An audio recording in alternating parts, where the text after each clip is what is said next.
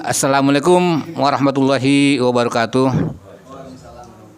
Sahabat-sahabatku semuanya, saudara-saudaraku dimanapun berada, saya doakan pada Allah Subhanahu wa Ta'ala diberikan kesehatan dan kekuatan dan kedamaian, bimbingan kasih sayang dari Allah Subhanahu wa Ta'ala.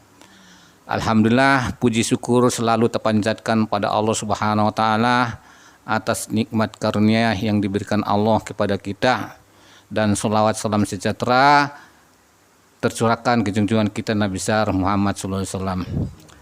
Alhamdulillah, malam ini kami pengamal zikir nafas sadar Allah wilayah Gresik sedang membahas yaitu sering-sering sadar Allah, bagaimana cara kita mendekat pada Allah.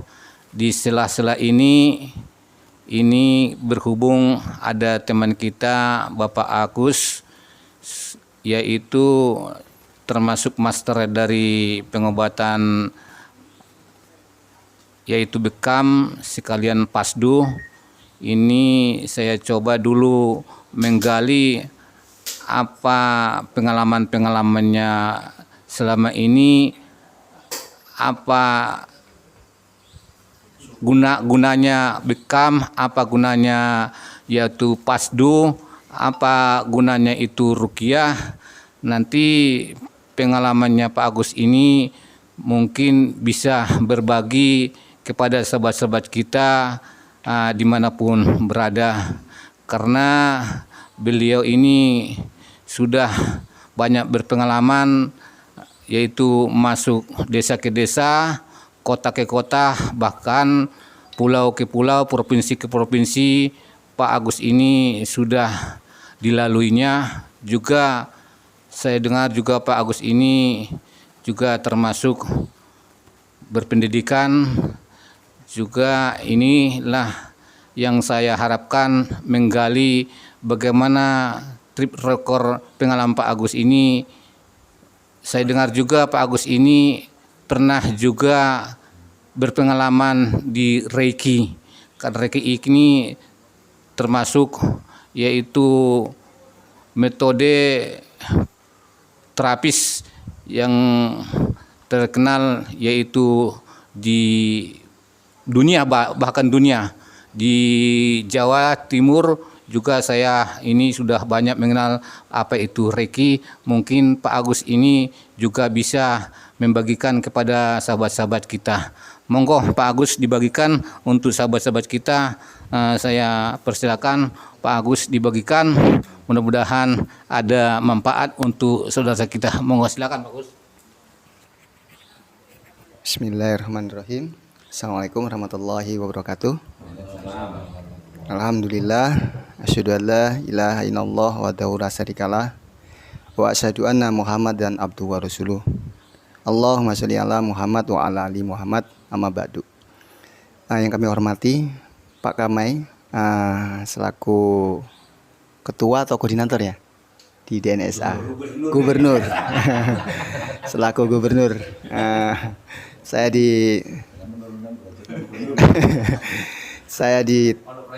ditodong langsung. Mungkin saya tidak cerita banyak, saya hanya cerita fokus pada bekam ya, pasdu, dan tadi disinggung masalah Reiki. Kenapa sih 14 tahun yang lalu ya, 14.000 tahun yang lalu Rasulullah Shallallahu Alaihi Wasallam ketika Isra Mi'raj, yang ini jarang dikaji di pengajian-pengajian, ketika dia menuju ke Sidratul Muntaha, ketemu dari sekumpulan malaikat menyampaikan kepada Rasulullah, "Ya Rasulullah, perintahkanlah umatmu untuk berbekam." Kalau perintah itu datangnya dari malaikat, berarti itu luar biasa sekali.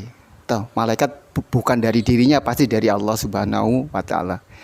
Akhirnya Rasulullah pun mencontohkan bagaimana berbekam itu dengan titik-titik sunnah yang dikenal ya. Nah, kalau kita tarik sekarang ke dunia modern zaman sekarang, penyakit itu umumnya ada dua, non medis dan penyakit medis. Ya, saya tidak membahas yang non medis, saya hanya membahas penyakit medis. Oke, penyakit medis pun ternyata ada dua. Satu yang sifatnya akut dan yang kedua sifatnya kronis. Kalau yang akut seperti misalnya badan panas, minum paracetamol, hilang panasnya. Batuk-batuk, ke dokter, kasih obat batuk, selesai batuknya. Murus-murus, dikasih obat murus, selesai murusnya. Itu biasanya sifatnya akut. Datang dan tiba-tiba mengganggu kesehatan kita. Sekalipun akut kalau dibiarkan itu beresiko. Orang yang kena diare dibiarkan lama-lama bisa meninggal juga. Ya. Karena diare itu akan menghilangkan cairan tubuh yang kalau dibiarkan juga, apalagi kalau mengena bayi, maka potensi untuk meninggal juga ada walaupun itu akut. Ya, yang kedua penyakit kronis. Nah, penyakit kronis ini yang akan saya kupas lebih detail, ya, karena sifatnya itu bukan lagi dari luar, tapi sifatnya sudah dari dalam diri sendiri sebagai pemicunya. Nah, penyakit kronis itu diawali dari luar, cara pola makan yang salah, ya, cara tidur yang salah, cara berolahraga yang jarang, itu akhirnya memicu menjadi penyakit yang awal-awalnya biasa-biasa saja. Kemudian pikiran kita ini yang melengkapi, yang akhirnya bertahun-tahun menjadi kronis gara-gara pikiran kita sendiri. Ketika kita takut, kecenderungan penyakit itu akan melemahkan organ yang namanya ginjal. Ketika kita sedih sekali, kecenderungan akan melemahkan organ paru-paru. Ketika kita stres berkepanjangan, nah ini akhirnya mengganggu organ yang namanya limpa, yang dikenal di dunia modern sakit lambung. Sebenarnya bukan sakit lambung. Lambung itu hanya efek dari kelemahan organ limpanya. Nah, penyakit yang kronis ini akhirnya menyebabkan kualitas darah di dalam tubuh menjadi kurang baik. Kenapa? Karena dua organ kita yang masalah. Satu ginjal, yang kedua liver. Sehingga bagaimana solusi mengobatin orang yang penyakitnya kronis? Ya, perbaiki ginjalnya, perbaiki livernya. Sudah mutlak, itu tidak ada pilihan. Yang lainnya diperbaikin percuma, karena ini sumber utamanya ada di ginjal. Ketika tidak bisa nyaring darah, apa yang terjadi? Darah hitam, darah kental. Ya, darah kental dikamuflase dengan obat yang namanya amlodipin.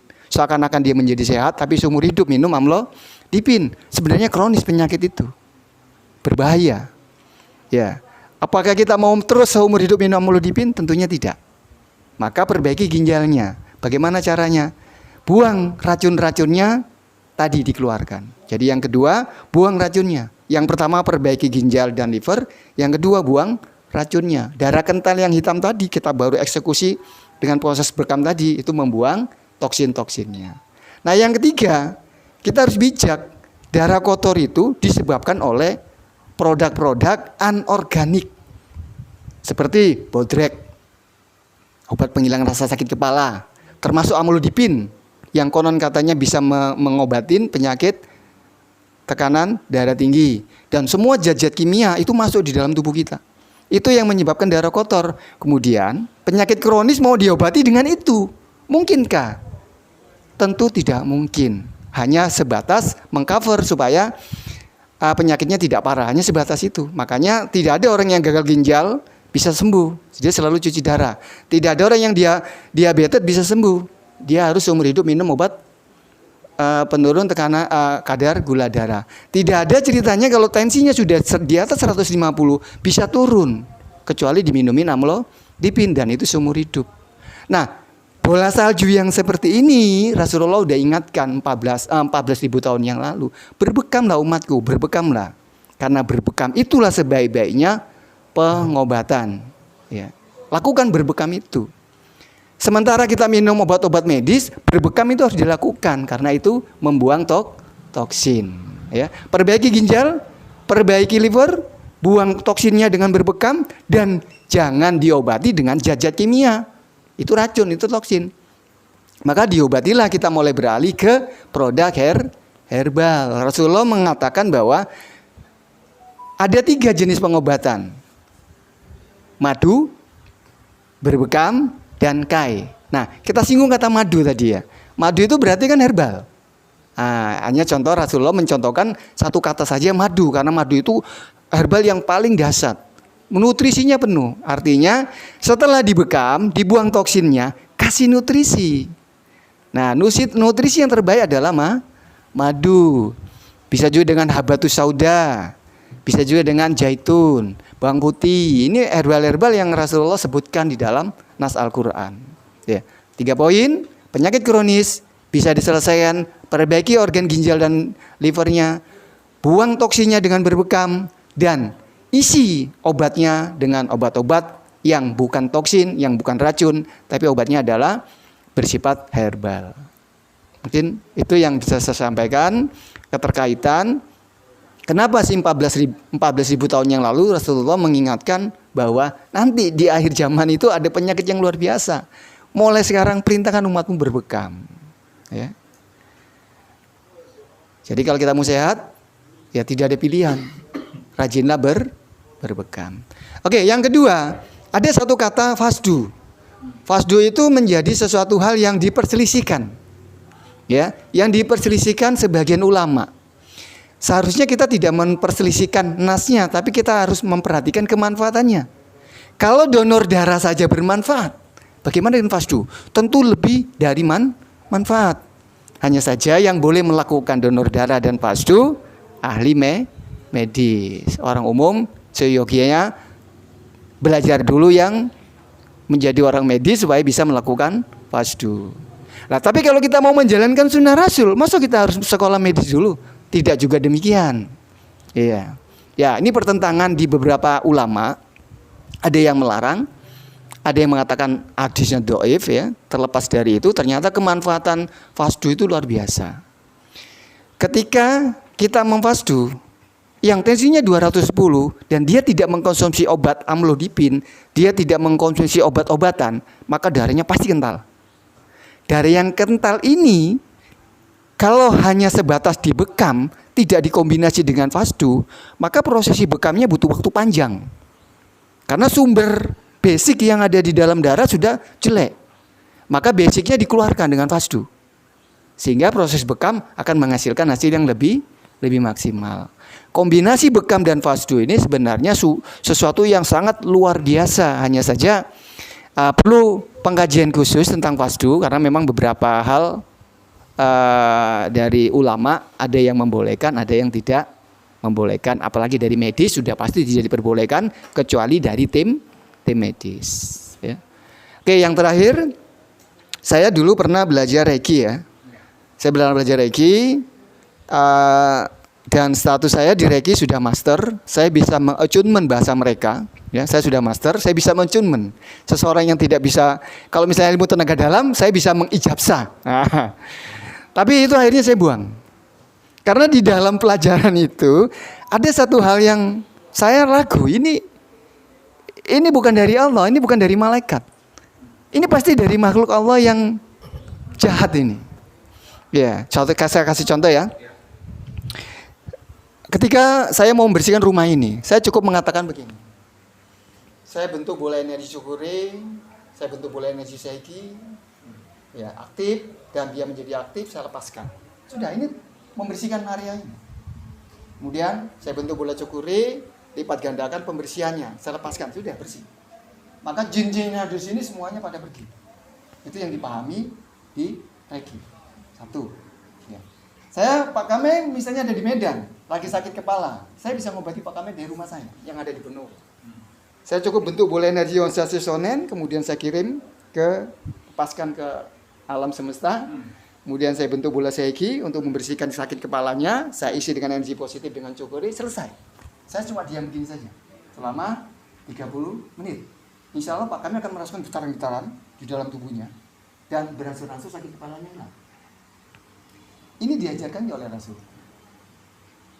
Rasulullah tidak pernah mengajarkan seperti itu. Tapi ketika itu saya terjebak di posisi itu dan saya melakukan itu. Ketika ada seorang ibu ya tinggalnya di Gadel, dia sudah terbaring sampai beberapa bulan, dia sudah tidak mau lagi berobat, berat badannya 90 kg, turun menjadi sekitar 70-an. Berat badannya sekitar 90 kg, turun menjadi 70-an. Dia hanya bisa terkapar, mencium baunya nasi saja muntah, bubur muntah, dia hanya bisa minum air tajin. Kemudian saya datang, saya cukup meletakkan tangan saya di perutnya begini saja. Ya, saya sudah diam begini saja 30 menit. Selesai. Nah, besok saya datang lagi, ibu itu sudah bukan. Dia sudah bisa makan bubur. Nasi belum bisa, tapi bubur dia sudah tidak muntah. Saya datang 2-3 hari kemudian, saya ginikan lagi. Nah, saya menerapi kurang lebih 6 kali. Ibu itu sudah jalan-jalan. Tetangganya pada heran. Loh Bu, kok sudah sehat? Saya sendiri juga heran. Padahal saya belajar baru 1 bulan. Yang lebih ekstrim lagi, saya belajar baru 6 hari. Iya, saya belajar baru 6 hari. Ya, ibu itu sakit jantung. Kalau dia tidak minum obat jantung, maka dia setiap hari jantungnya berdebar. Tinggalnya di daerah Sukomanunggal. Dokter spesialisnya Dokter Trubus. Ya, mungkin kenal ya Dokter Trubus. Itu saya reki, saya terapi 1 kali, 10 hari kemudian baru dia minum obat lagi. Tadinya setiap hari dia minum. Jadi banyaklah hal-hal yang saya sendiri kok ajaib ya. Saya di attunement atau bahasa tenaga dalam di ijabsa, saya langsung bisa. Ya kalau begitu caranya kan enak. Ya seperti sampean, Bapak dikasih ilmu kebal, cek langsung kebal. Akan seperti itu ya. Kita patut curiga, siapa yang ada di balik itu semua? Iya. Masa Allah begitu? Masa malaikat seperti itu? Tidak. Ya, tuntunannya jelas, Rasulullah itu jelas, ya. Nah, dari situ akhirnya saya berikhtiar untuk melepaskan reki itu, tapi tidak bisa. Tetap energi itu ada di dalam tubuh saya. Jadi saya di ru'ya, beberapa orang meru'ya saya, ya. Waktu saya di Jakarta, saya minta di ru'ya di BRC, Bekam Ru'ya Center. Ternyata energi itu masih ada. Nyon Sewu saya juga pernah di ru'ya sama teman-teman, juga sama, energi itu masih ada. Dan sampai sekarang energi itu masih ada. Artinya ketika saya, mungkin di antara bapak-bapak ini ada yang punya ilmu tenaga dalam, tangan saya ini langsung panas. Iya. Langsung seakan-akan dia sinkron gitu. Langsung panasin tangan saya. Kalau ada di antara bapak-bapak ini yang mempunyai ilmu tenaga dalam. Enggak, kayaknya biasa-biasa saja. Ya. Ya, biasanya sangat langsung piar gitu telapak tangan saya. Sudah dibuang semua ini. Pokoknya jika napas itu nggak ada, gitu-gitu nggak ada. Jadi kalau nah begitu udara dingin gitu malam, saya cukup meletakkan di sini saja. Sudah langsung hangat ini sekujur tubuhnya. Iya. Nah saya kepingin mungkin nanti di zikir napas ini bisa dilepaskan supaya dia tidak mengganggu. Walaupun saya tidak menggunakan, kalau dia ada di dalam tubuh, dia juga tetap terasa mengganggu dia. Iya, aslinya rasa mengganggu itu selalu muncul. Ketika ada sesuatu muncul, apalagi kalau maghrib itu muncul dia, terasa kalau maghrib.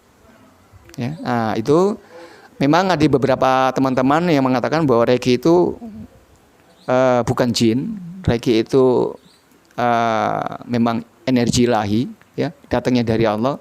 Ya, monggo teman-teman yang masih berkeyakinan bahwa energi Reiki itu dari Allah, ya memang semua energi itu datangnya dari Allah. Tapi siapa yang dimintai tolong? Kalau yang dimintai tolong itu adalah bangsa jin, maka dia akan semakin bertambah sombong. Sementara dia adalah musuh kita yang nyata, bukan bapak ibu yang musuh kita, tapi dialah musuh kita yang nyata. Kemudian kita minta tolong. Apa yang dilakukan oleh jin? Tentu akan menggelincirkan kita. Nah, saya mungkin insya Allah teman-teman dari Zikir Napas bisa melepaskan supaya saya tidak terganggu. Walaupun saya cuek untuk tidak memperhatikan ini, tetap dia getaran itu ada di tubuh saya. Oke, terima kasih dari saya, Pak Kamai, teman-teman sekalian. Wabillahi taufiq wal hidayah. Assalamualaikum warahmatullahi wabarakatuh.